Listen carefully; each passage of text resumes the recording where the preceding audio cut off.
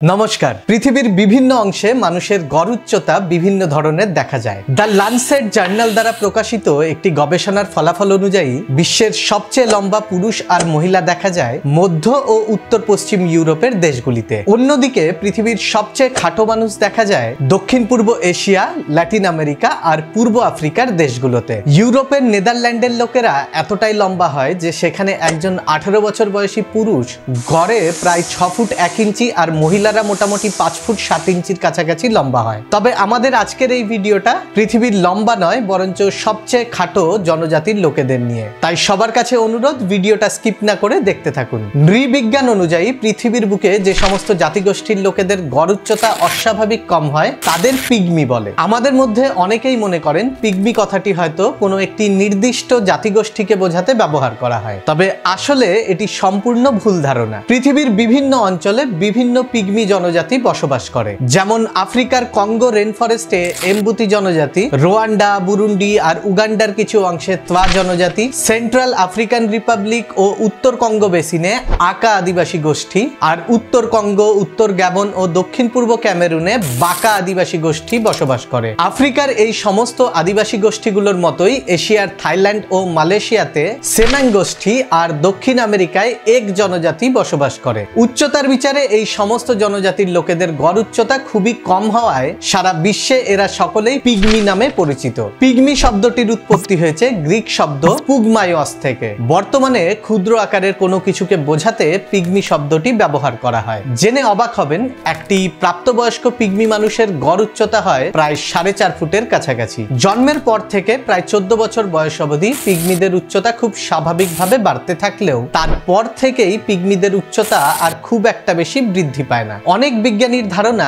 পিগমিদের এই উচ্চতা বৃদ্ধি বন্ধ হয়ে যাওয়ার পেছনে দায়ী শরীরে গ্রোথ হরমোনের অভাব। তবে অনেকে মনে করেন পিগমিরা যেহেতু প্রাচীনকাল থেকেই জঙ্গলে বসবাস করে আসছে, তাই জঙ্গলের পরিবেশের সঙ্গে খাপ খাইয়ে নিতে তাদের শরীরে প্রাকৃতিক অভিযোজন ঘটেছে, আর সময়ের সাথে সাথে তাদের উচ্চতা ছোট হতে হতে আজ তারা খর্বাকার হয়ে গেছে। তাই জিনগতভাবেই একটা বয়সের পর তাদের উচ্চতা বৃদ্ধি বন্ধ হয়ে যায়। অনেকে মনে করেন এই পিগমি আদিবাসী লোকেরা হলো পৃথিবীর সবচেয়ে প্রাচীন মানব সম্প্রদায়গুলোর মধ্যে একটি। প্রাচীন কাল থেকেই পিগমিরা গভীর জঙ্গলে বসবাস করে আসছে, কিন্তু জঙ্গলে বসবাস করা খুব একটা সহজ ব্যাপার নয়। বেঁচে থাকার জন্য প্রয়োজনীয় সমস্ত কিছুর জন্যই পিগমিদের বনের ওপর নির্ভরশীল থাকতে হয়। এছাড়া বিভিন্ন হিংস্র বন্যপ্রাণীর আক্রমণের হুমকি তো রয়েছেই। যেহেতু পিগমি জনগোষ্ঠীর লোকেরা প্রজন্মের পর প্রজন্ম ধরে বনে বাস করে আসছে, তাই তাদের মধ্যে বনের বাস্তুতন্ত্রের ব্যাপারে ব্যাপক জ্ঞানের বিকাশ ঘটেছে। বিভিন্ন জ্ঞান, যেমন বন্যপ্রাণীর আচরণ আন্দাজ করা, মানে কোথায় কোন প্রাণী থাকতে পারে বা কখন কোন প্রাণী হামলা করতে পারে ইত্যাদি, আবার বনের কোন উদ্ভিদ বা ফল খাওয়ার উপযুক্ত তা শনাক্ত করা। এছাড়া বনের বিভিন্ন গাছগুলির ঔষধি গুণাগুণের ব্যাপারেও এদের যথেষ্ট জ্ঞান দেখা যায়। যেহেতু পিগমিরা বহুকাল থেকে সভ্য সমাজের থেকে অনেক দূরে বনে বসবাস করে আসছে, তাই সাধারণ মানুষের মধ্যে পিগমিদের জীবনযাত্রার ব্যাপারে খুব একটা ধারণা তৈরি হয়নি, যার ফলে আজও বহু মানুষ পিগমিদের ভয়ঙ্কর, অসভ্য, বর্বর বন মানুষ মনে করেন। তবে সত্যিই কি পিগমিরা ভয়ঙ্কর? খুব অল্প কথায় উত্তর দিতে হলে বলতে হবে পিগমিরা একদমই বিপজ্জনক নয়। এরা আসলে বনে বাস করা অত্যন্ত শান্তিপ্রিয় জনজাতি, যাদের মধ্যে শহুরে মানুষের মতো জটিলতা বা কুটিলতা আজও প্রবেশ করতে পারেনি। এদের জীবনের চাহিদা খুবই সীমিত। এরা বেঁচে থাকার জন্য নিজেদের প্রয়োজনীয় খাবার জোগাড় করতে পারলেই অত্যন্ত খুশি হয়। এই খাবার জোগাড় করতেই পিগমিরা যাযাবর হয়ে দল বেঁধে বনের বিভিন্ন এলাকায় ঘুরে বেড়ায়, আর বছরের বিভিন্ন সময় বনের বিভিন্ন এলাকায় মাটি, ডালপালা আর পাতালতা দিয়ে অস্থায়ী বাসস্থান তৈরি করে। পরবর্তী সময়ে সেই এলাকায় খাদ্যের অভাব শুরু হলে এরা নিজেদের বাসস্থান স্থানান্তর করে আবার বনের ভেতরে অন্য কোথাও অস্থায়ী বাসস্থান তৈরি করে। প্রাচীন কাল থেকে বনে বসবাস করার ফলে পিগমিদের মধ্যে চাষাবাদ করার প্রবণতা দেখা যায় না। এরা খাদ্য সংগ্রহের জন্য মূলত বনের বিভিন্ন চতুষ্পদ পশু আর পাখি শিকার করে। এছাড়া এরা বনের মধু আর ফলও অত্যন্ত আনন্দের সাথে সংগ্রহ করে। যেহেতু বন্যপ্রাণীর শিকার করা কখনোই বিপদমুক্ত নয়, তাই পিগমিরা দল বেঁধে শিকার করে, আর প্রতিটি দলে থাকে একজন অত্যন্ত অভিজ্ঞ দলপতি। শিকারের সময় নিয়ম অনুযায়ী দলের সমস্ত সদস্যকে এই দলপতির নির্দেশ মান্য করতে হয়। শিকার করতে বেরোনোর আগে এই দলপতি দলের সমস্ত শিকারীদের বিপদের হাত থেকে রক্ষা করার জন্য মন্ত্র পাঠ করে তাদের দেবতাদের কাছে প্রার্থনা করে। তবে তাদের দেবতারা ঠিক আমাদের মতো নয়। পিগমিরা সমস্ত প্রাকৃতিক বস্তুতে আত্মার উপস্থিতিতে বিশ্বাস করে, তাই এরা গাছপালা, নদ নদী আর বিভিন্ন প্রাণীর উপাসনা করে। পিগমিরা পিগমিরা বিশ্বাস করে যে তাদের পূর্বপুরুষের আত্মা সবসময় তাদের রক্ষা করছেন, তাই তারা বিভিন্ন আচার অনুষ্ঠানের মাধ্যমে তাদের পূর্বপুরুষের উপাসনা করে। যাই হোক, দলপতির নেতৃত্বে সমস্ত পিগমি শিকারীরা বনে শিকার করতে বেরোয়। এই শিকারী দলে নারী ও পুরুষ উভয়েই অংশগ্রহণ করতে পারে।